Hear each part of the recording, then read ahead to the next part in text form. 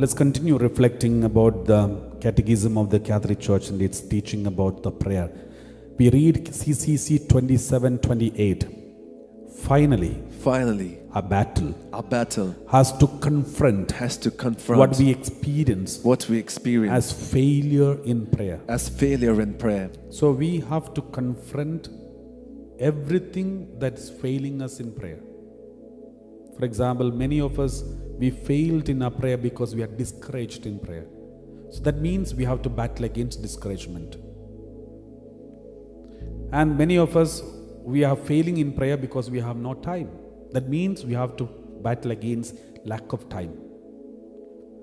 So discouragement during periods of dryness, sadness, that because we have great possessions, we have not given all to the Lord.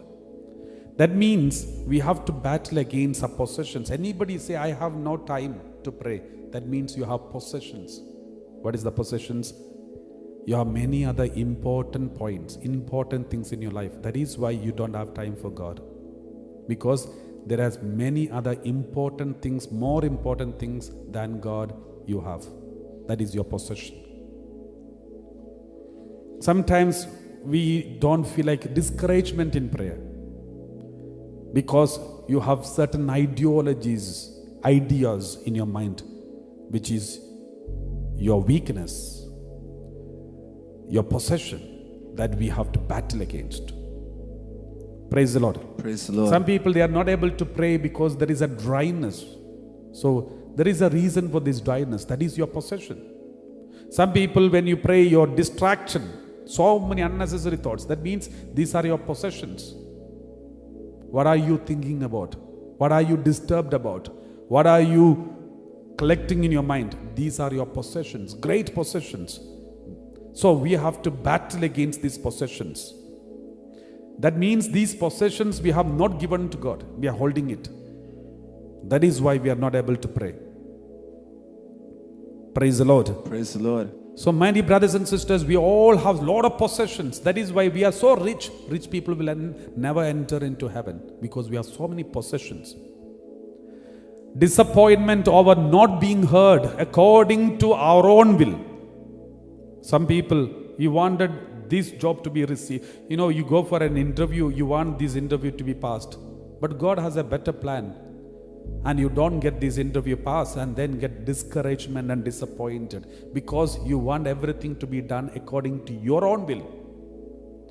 And the other one, which are these are possessions. Our own will should be done is a possession. Second, wounded pride is a possession. Stiffened by the indignity that is ours as a sinner. So you feel some people, oh, I'm a sinner, my prayer will never be heard. We are so stiffened by this idea of us being a sinner. So that is also a possession. Our resistance to the idea that prayer is a free and unmerited gift. So prayer is a gift. And some people, they don't accept this. That is also in possession and so forth. The conclusion is always the same. What good does it to do to pray?